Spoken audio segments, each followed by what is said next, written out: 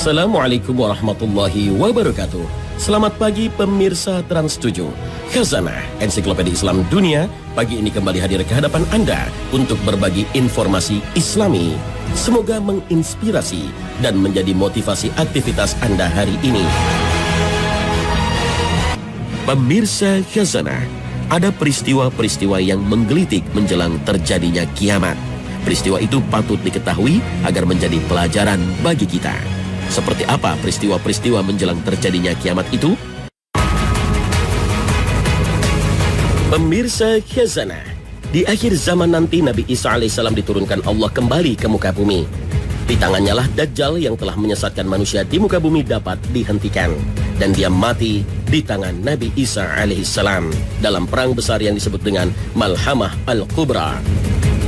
Setelah Dajjal terbunuh dan Yahudi kalah dan binasa, disitulah kemudian Nabi Isa memimpin kaum muslimin akhir zaman, menata pemerintahannya, menjalankan kekuasaannya dengan pemerintahan yang adil berdasarkan syariat Nabi Muhammad SAW, sehingga terciptalah perdamaian, tidak ada lagi perang yang berkecamuk, keadilan menjadi tegak dan ekonomi yang sangat pesat tanpa kezaliman dan kecurangan.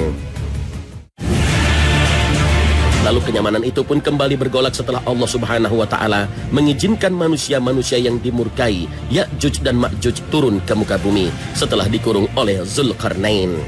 Munculnya Ya'juj Ma'juj yang kuat dan jumlahnya yang sangat banyak membuat Nabi Isa alaihissalam dan kaum muslimin tak kuasa menghadangnya hingga berlindung di sebuah bukit. Hanya doa dan zikir yang mampu menghentikan kaum Ya'juj dan Ma'juj. Maka berkat zikir dan doa kaum muslim, kaum Ya'juj dan Ma'juj yang telah merajalela di seluruh penjuru bumi musnah tak tersisa. Nabi Isa alaihissalam kemudian menetap di bumi dan memimpin kaum muslimin dengan adil. Sebuah riwayat menyebutkan selama 40 tahun Nabi Isa alaihissalam memerintah hingga akhirnya menemui takdirnya sebagai manusia. Beliau pun wafat. Kaum muslimin menyalatkan jenazahnya.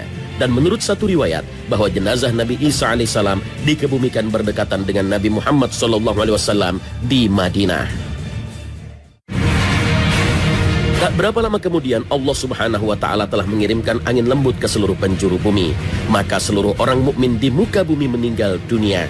Yang tersisa hanyalah manusia-manusia yang tak lagi mengenal kebaikan, apalagi agama.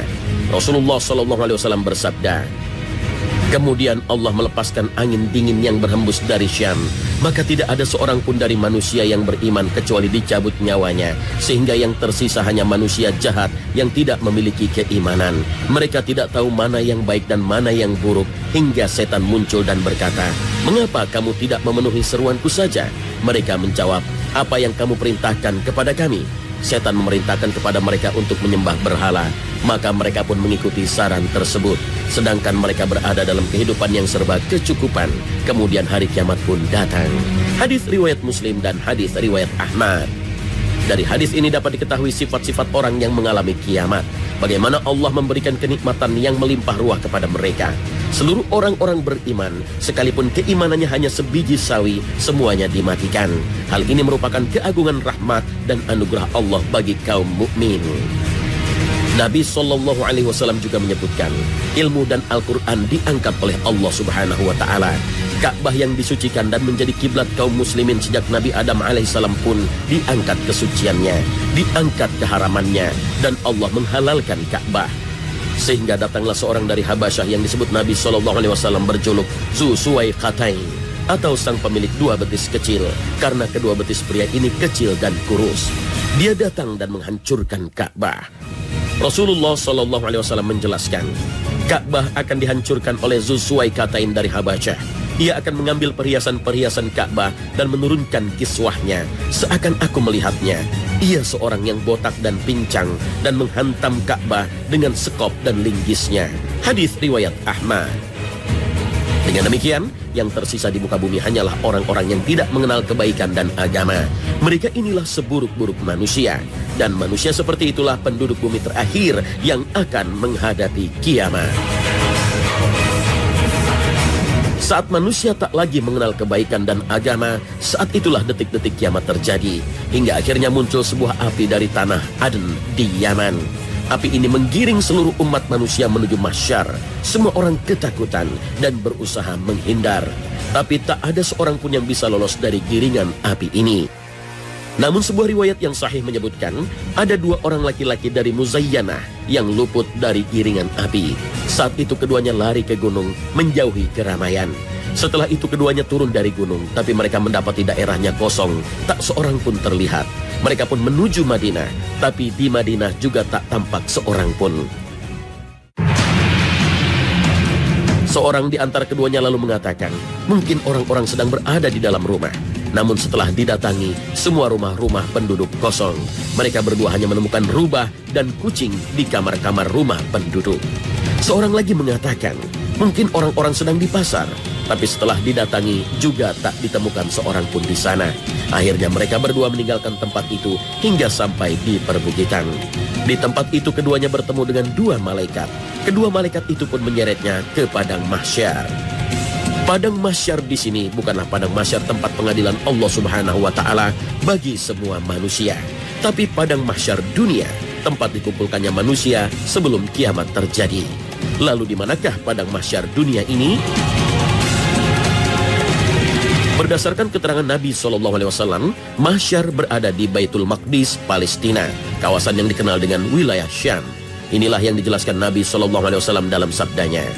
Baitul Maqdis adalah tanah mahsyar, pengumpulan, dan mansyar, penyebaran. Datangilah dan sholatlah kalian di dalamnya. Hadis riwayat Ibnu Majah dan Hakim. Inilah detik-detik kiamat itu. Namun tak ada seorang pun yang tahu kapan kiamat yang dahsyat itu terjadi.